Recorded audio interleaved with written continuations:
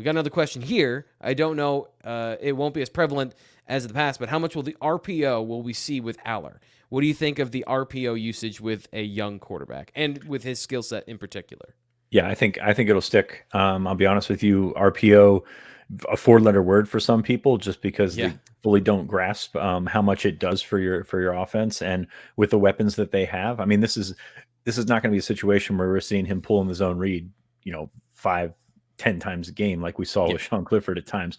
But that RPO opens so many things up. And, when you talk about what Mike Yurcich looks for in quarterbacks, snap decisions, good decisions is right at the top of his list. And I think that Allar's a smart kid. He can handle that. Do you put it all on his plate? Same conversation we just had a couple minutes ago. Do you put it all on his plate right away? Probably not. But I think that it's definitely here to stay. It will definitely help him out. And when you think RPO, a lot of times you think of the quick throws over the middle or things like that. I like this with the screen game, especially with Allar. He can get the ball out there quick, get it out to Keandre Lambert-Smith on the edge, and make them, sort of have to make it a numbers game. So that's what I'm probably most anxious to see, is how Yurcich works that in. I don't think it changes all that much between Sean Clifford and Drew Allar, if we're being honest. Yeah, I agree with you on that sense. And here's the thing that I think is misunderstood about the RPO is that it is somehow detrimental to the offensive line. And I had this conversation, and it's just read option, spread offense, RPO. They're all kind of mixed into the same pot because they're all kind of on the same level of new, and they're all happening at the same time.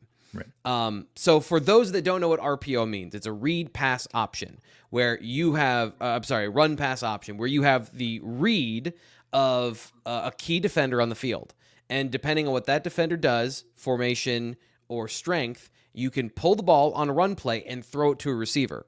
The only people running an RPO are the quarterback and the receiver. Everyone else is run blocking. It's just a run play. So the offensive line doesn't have to worry about any of that. They just have to run block. And this is the thing I think is interesting about USB Calzone's question is, if you've got a really good run game, that opens up bigger holes because you're afraid of Nick Singleton and Kaytron Allen.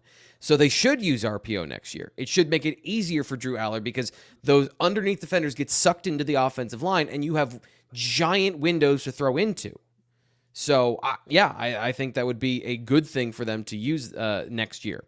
A couple other things that I wanted to get to for the offense, and we can get through some of these quickly because we do want to talk about the defense. We talked about 3 and outs. First down. This was another problem for Penn State previously. And this is another one of these, let's only trust my crunching of numbers so far. But here's what we have. 154 passing attempts on first down, 239 rushing attempts. So clearly run over pass on first down.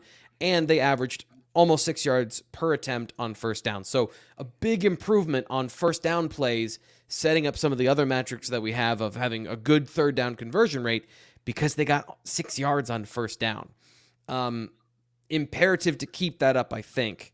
It would be, but the run to pass ratio, that's something that I find interesting. What do you make of that with Mike Yurcich, who's got this downfield passing attack, known for big passing plays, but has this thing where kind of a traditional offense coordinator likes to run on first down?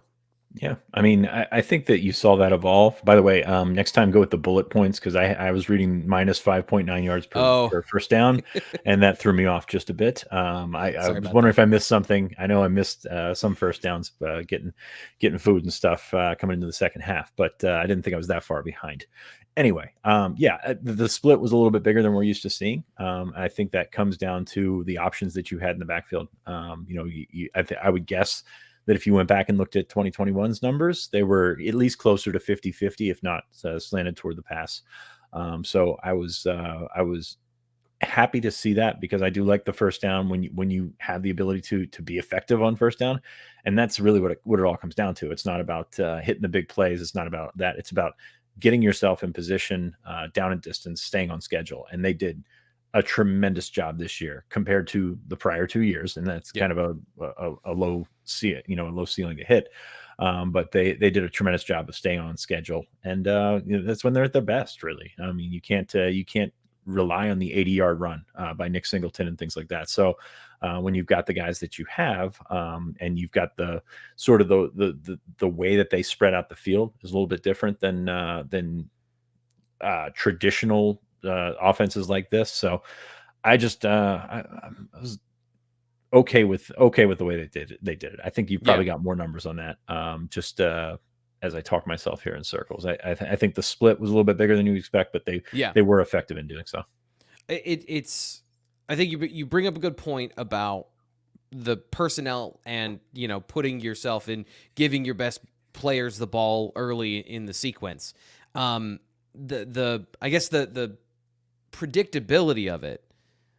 We had message board members. This is the reason I bring this up, is because we have message board members. I've had this conversation with them all season long of like, there's a lot of runs on first down.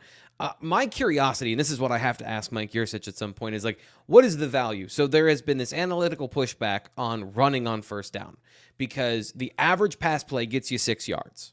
The average run play gets you 4.5. So that's really kind of the impetus for the conversation around first down runs. But there's got to be some reason other than just dependability and predictability of getting at least 2 yards with a running play, of the reason why you want to run to establish something on first down. One of the things that I thought Mike Yurcich did very well was play sequencing, and a lot of that does come off of action in the run game. It looks like one thing, we either pull and boot, or we're going to do something different and make it a play action, some of those things. So I'm just curious about that particular conversation. Yeah, Sorry, go ahead. And the type of run matters. I think you're kind of going into this. You remember what Penn State's first play in the Rose Bowl was? It was Sean Clifford on a run, you know, and that's to set something else up. And I think that's what they did pretty well this year, was set them up and change the way that defenses had to play them, change how your safeties are aligning just based on the quarterback run, and then going from there. So it wasn't always just back when I was in school, it was, hand off to Larry Johnson. It was going to happen on first down. That's basically how things went. This is a little bit more variety. This is a little bit more who's carrying the ball. A run play is not necessarily the running back. It's the quarterback getting into it.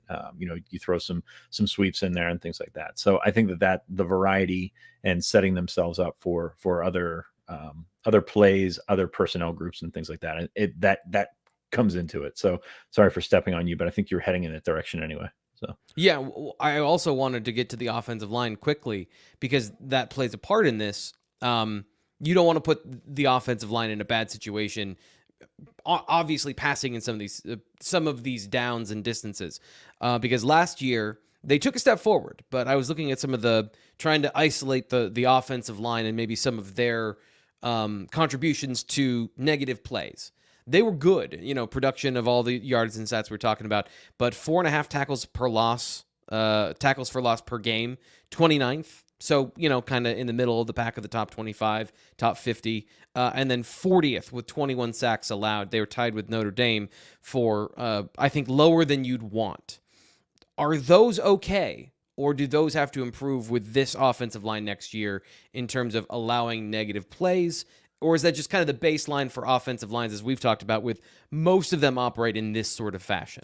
Yeah, I think it's the latter, to be honest with you. I think it's fine. Offensive lines are going to be not less good than the defensive lines they're playing, but that's kind of the way that the game has shifted is, the defense has that advantage. So I think those are fine. 29th nationally in tackles for loss, per game. You can live with that. Like that's part of the game. I mean, when you look at the other side and what Penn State was doing, piling up those tackle for loss numbers on defense, you feel a lot better about that. So there's that. And I think that this offensive line is capable. I don't think it's overpowering or anything like that. The other thing I'll go back to is, where was this offense, or how much faith did you have in this offense, going on 2nd and 10? And that's really where that run play, that run selection comes into play, is you feel better about 2nd and 6 than 2nd and 10. Even if you get a completion on first down where you get another first down. I mean, you put yourself in a hole by throwing it. And to be honest with you, looking at the last couple of years, you didn't exactly have the most confidence in that passing game. So I think that's what it comes down to, is putting yourself on schedule. And that's really where Mike Yurcich likes to operate.